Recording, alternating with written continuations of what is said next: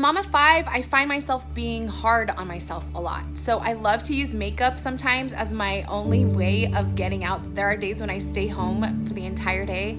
I don't go anywhere, I don't see anyone, but I like to use makeup to play around with just to refresh myself and make me feel a little bit more done up for the day, especially in a world where there's so much negativity and so much bad stuff going on. It's refreshing to see a company bring out so much positivity in all of their products. And I just love the whole idea behind the company. So congrats to Shine Cosmetics for having such a wonderful, wonderful product and company. Hey guys, my name is Brooke Eliason and welcome to the I Am Mom Summit. I am so excited to be here today. I actually listened to almost every single speaker last year at the summit. I was in my 3rd trimester of pregnancy with my first baby, George. George is now 9 months old, so I love being his mom, and listening to the summit last year was so helpful to me, and I am just honored to be here today. I am the blogger and creator behind femalefoodie.com. It's a website where I get to share content about the best restaurants in the country with a team of women in various cities across the US. So if you love eating out and you love good food, definitely check that out. But today I'm going to be talking about something that I'm so passionate about, and I feel like it really applies to almost every woman out there, and that is how to maintain a balanced and realistic relationship with food. And just to give you a little bit of background on me, I eat out almost every single day. I live on the road full time with my husband and baby, and right now we have really the unique opportunity to create content about different cities that we're staying in. So currently while I'm filming this, I'm in San Diego, but since October we've been to like Montana, Seattle, Portland, LA, parts of Orange County, and now we're here in San Diego, and we're just going to keep traveling because I have this opportunity to share the best restaurants in these different cities. But even before we were on the road, I still ate out several times a week, probably like 3 to 5 times on average. So I have a lot to say about this topic, and I'm really passionate about it because in my life, and I think in most people's lives, food is just such an integral part of our cultures and our families, and I feel like the majority of women are just in our culture raised to believe that we have to be a certain size and that certain foods are bad and that we have to have certain restrictions. And I have definitely a different viewpoint than that, but I also feel like I have the unique gift and ability to like really enjoy food but also stay realistic and healthy. So I'm going to share 10 tips with you, and let's just go ahead and start with the first tip. The first tip I can offer is exercise. Find something you love, and I think that it's good practice whether you're like an extremely healthy eater or maybe you're like me and you like to eat out a lot and try different foods, and sometimes they're healthy, sometimes they're not as healthy.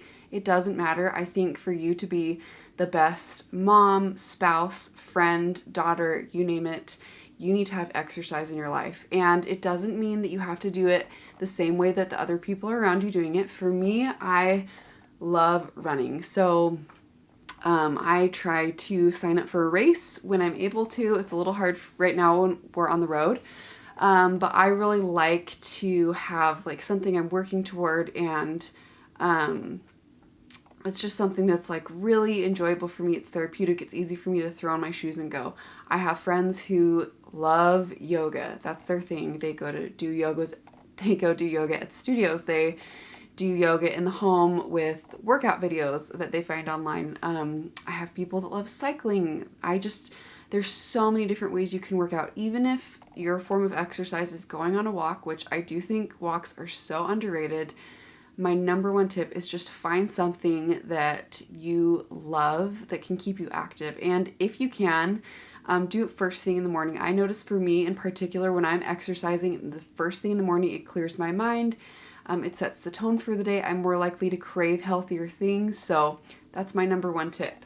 My second tip for having this healthy but realistic relationship with food is eat healthy food, especially when you're not having social meals. So meals that I'm going to splurge on is when I'm traveling to really cool places and I'm going to one of the most popular taco shops in San Diego, Or maybe maybe you're on a trip to Italy and you like want to try the pizza. You should absolutely try the pizza. Or maybe it's date night and you feel like you've had a long week and you deserve to just have like an indulgent, delicious meal.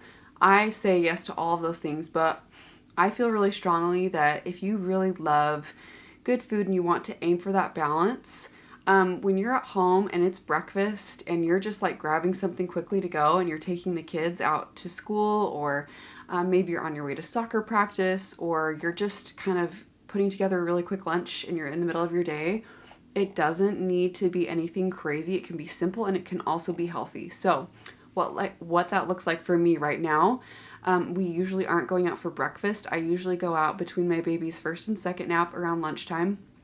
So my breakfasts are pretty simple, but they're pretty healthy too. I try to do stuff like high protein, low carb, low fat items because it's really hard for me to get my protein in. I could eat carbs all day and have no problem doing that. So I try to do stuff like Greek yogurt, and then I'll add a couple things to make it a little more filling or taste a little bit better. Sometimes I like add honey or fresh fruit.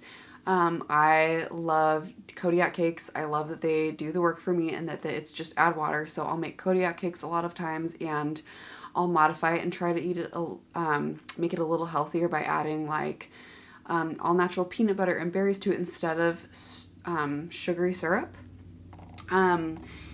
And then if I have access to a kitchen, I do like egg scrambles and I'll throw in vegetables or just do eggs. But anyway, the point is, and this can look different for so many meals, for lunch and for dinner, but the main thing here is that if the meal isn't a big deal to you and you're just eating because you're hungry and you need to eat something, it doesn't need to be this big extravagant thing. And it certainly is just as easy to plan ahead and plan something healthy instead of going through the Chick-fil-A drive-thru, which I have done plenty of times. So that's my second tip, for you. My third tip is so important to me. And I feel like a lot of women could do better at this one, and that is say no to mediocre food. So let me give you an example. You go to a church function and maybe there's like a spread of like 10 different desserts. Chances are that probably only like one or two of those are going to be great. And it might be harder for you to tell. For me, I feel like personally I can look and spot the things that are going to taste good.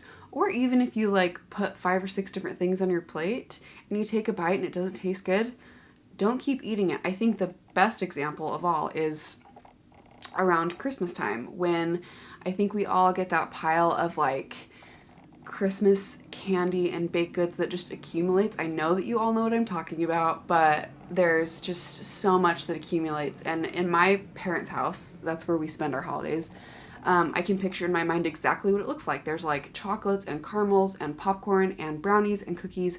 Some of it is really good and worth it. Like every time I see V chocolates at my parents' house, or Golden Gate toffee, I'm just like, I eat it. I love it. It's so worth it. But things that I don't eat are the brownies that the 6-year-old across the street brought over. I know it's a really sweet gesture and I think that's great. I don't need to eat that though. Like I can already tell it's like overbaked and doesn't taste good, not worth my calories. So I'm going to talk about this a little more later. I'm not like a strict calorie counter, but I know that it's energy in and energy out. And if it doesn't taste good and if I just don't feel like I'm gaining any like thrill from something amazing like I do with the V chocolates, I don't eat it. So I think we have opportunities for this one all the time, but the bottom line is just start saying no to mediocre food. I think one thing to add to this too is that a lot of times we're worried about offending people, and in some circumstances it definitely is important to just be polite and take the food. But I think that oftentimes we underestimate that most of the time people will respect us if we just say no thank you. So say no to mediocre food. Okay, here's my next tip. Cut back when you can. So I think that for all of us, we have different things that tempt us and different things that don't. There's a couple things that I've learned that I really don't need in my life. Here's the first thing that comes to mind. Chimichangas. Maybe you're like a chimichanga fanatic, and I think that's great. And I think that's great. But for me, like, they don't do a whole lot for me. Things that are unhealthy, just kind of make a mental list of them and you don't like them. Now, I love movie theater popcorn. So I'm going to eat movie theater popcorn 9 times out of 10 when I go to the movies. There's nothing wrong with that. Another thing too that I almost completely gave up was Diet Coke. I love Diet Coke, but I don't need it every single day. So it was a little bit hard at first, but a couple years ago, I didn't like that I was relying on it. I knew that it wasn't really good for my body, and I was drinking a lot of Diet Coke, like 48 ounces a day. And I used to wait tables, so I would have like constant access to Diet Coke, but I just decided that I didn't need it and I didn't love it, and it wasn't like something that was a huge deal for me to have, so I gave it up. And now if it's my birthday, I have a Diet Coke. If it's Christmas, I have a Diet Coke. If it's my husband Cody's birthday, I have a Diet Coke. But day to day, like, I can live without Diet Coke and I don't need to have it. So if you can just sit down and think of a few things that are contributing to your life in an unhealthy way that you don't leave and that you can cut them out, then I would suggest starting there. Okay, my 5th tip and recommendation for you is to learn how to cook healthy and delicious food. There are so many resources out there, and I promise that if you just put a little bit of effort into this one, if you haven't already, it will be so worth your time. I'm here to tell you that if you give me a piece of chicken breast and steamed broccoli and quinoa, that is the most sad, unfortunate meal, and I'm not going to eat it, and I'm going to end up having a couple bites and then figuring something else out because I'm not going to feel full and satisfied. And I think that even though we brushed on earlier, like eating healthy meals when it's not social, it's still important, I think, every meal to feel like satisfied and that you're eating something delicious. So what I like to do is I like to have a bunch of different healthy recipes in my arsenal. So I know, like, the blogs I like to go to, I have certain cookbooks that I like to go to, and I have a little rotation of those meals that I make over and over and over. So it's gonna look a little bit different for everyone, but if I can have meal A that's healthy and delicious, or if option B is something less healthy but still delicious, I'm gonna try to navigate my way over to cooking things that are healthy and delicious, because then I'm not only feeling satisfied, but I'm also, taking in food that's good for my body. Here's my 6th tip, and this is something to all you people who love to eat out just like I do. This is modify your order. So I think the perfect example for this is Cafe Rio. I'm a Utah girl, and so I've had my fair share of Cafe Rio salads and Cafe Rio tostadas, plus everything else on the menu. But I bring up the salad because every time you get a salad at Cafe Rio, you get an enormous thing of dressing. And if you use the entire container of dressing, no shame and no judgment. But for me, I don't like that much dressing on my salad, and I've actually over the years just realized that a little bit goes a long way for me. I just oftentimes use like a third or a fourth of the dressing at the very most, and I'll dip my fork in the dressing and kind of try to incorporate it in the salad or drizzle some over the top. It's the same thing with the sour cream, right? If you've gotten the tostada before, they give you this huge thing of sour cream, and I love my sour cream, but I don't have to have all of it to enjoy my meal with it. Maybe if you're going somewhere and there's a fried chicken option and they have a grilled chicken option too, and you like grilled chicken, you should order the grilled chicken. I've noticed a lot of times when you're ordering something, the sides are very different. So a lot of times restaurants offer fries or green veggies or rice. I just would recommend that you try to get something that's more nutritious if you have the option. My 7th recommendation here is to educate yourself. Right now, it's really trendy and popular to count macros and to learn more about macronutrients, and for me, that's completely unsustainable. And that's something I want to brush on too with this conversation, is that I think that you have to look at any modifications you make to your relationship with food and to the way you approach food and ask yourself, could I do this for the rest of my life? So for me personally, I can't count macros for the rest of my life, but I can learn about macronutrients and learn about the importance of fats versus protein versus carbs, and I can start learning about what my body needs and what a recipe looks like that is macronutrient balanced, or even just calories. I think it's so interesting to look at the calories if a restaurant offers them on a menu or if I'm shopping. I was actually just the other day picking between two like ready to go oatmeals in the morning, and I was picking between two brands, and the carbs were the same, the calories were about the same, but one of them had like double the amount of protein. So it's really hard for me to get my protein in, so I picked the one with a higher protein option. There's so many free resources out there. So I just feel like if you're reading your labels, trying to educate yourself, it can go a really long way, and it can help you make healthy decisions when you're in the store or even at a restaurant. Okay, number 8. This is a hard one to do, but I'm recommending that you stop eating when you're full. And I think that this one is so hard for a couple reasons. First of all, money. So I think especially when we're eating out, we spend money on the food that we're eating, and we don't want it to go to waste, and we feel like, well, I worked so hard to earn the money that I'm now using to eat out. But in reality, it doesn't matter whether you're eating the food in that moment or not. And if that really matters to you, you can just box it up and take it with you to go. But you don't need to eat every single thing on your plate. I love Brene Brown's book and audiobook, The Power of Vulnerability, and something that she talks about in that book is numbing, and she talks about like eating and when we're like just mindlessly numbing and eating just because it like feels good and we're trying to like mask something else in our lives. And then she talks about intentionally eating, and the example I use is just, I have definitely had plenty of numbing experiences or mindless eating when I have a long day at work and I come home and there's like a box of tortilla chips or Cheez-Its or Oreos or whatever it is, and I'm not really like satisfied or enjoying that food or having like an experience around it, but I'm drained and I'm exhausted, so I'm just eating because it's just comforting and it just kind of numbs me. We want to avoid that if possible. Now, there is nothing wrong with enjoying holidays with your family, and maybe one of your aunts or your grandmother made just the most amazing homemade cookies or chocolates or you name it. That is not numbing. That's being intentional and really indulging and enjoying something. So this tip for me, honestly, is all about just stopping when you're full and recognizing those cues. So these thoughts kind of transition me really well into my next point, which is recognizing how you feel when you eat and learn about intuitive eating. There's an entire book dedicated to intuitive eating. I actually don't recommend the audiobook on this one. It was a little dry and really hard to listen to for me, but there are certain principles, and that's a completely whole different conversation.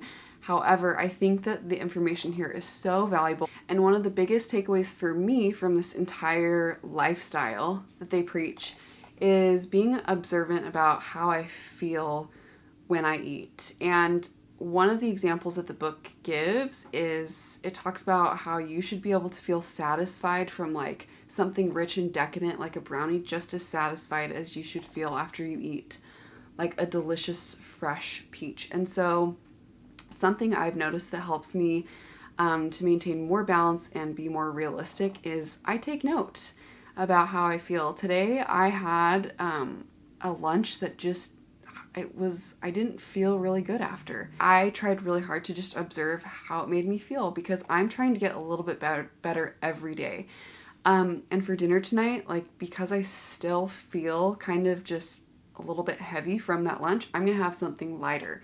I also try to recognize on the flip side when I'm eating something healthy, like how does it make me feel? So if I'm going out of my way to eat something that's really filled with nutrient dense foods and vegetables and fruit and healthy sources of protein, I try to recognize how it makes me feel. And I feel like being observant of that is a way just that I've slowly but surely become more healthy with time. Okay, my 10th and final recommendation is to choose your lifestyle and own it. So I can't speak for all of you ladies that are listening, but I can tell you that for me, I don't expect myself to have a 6-pack and 10% body fat and have like the perfect body. I know that's not realistic because I don't eat the things that I need to achieve that, and I don't have the commitment to going to the gym like I would need to have that, and I'm okay with that.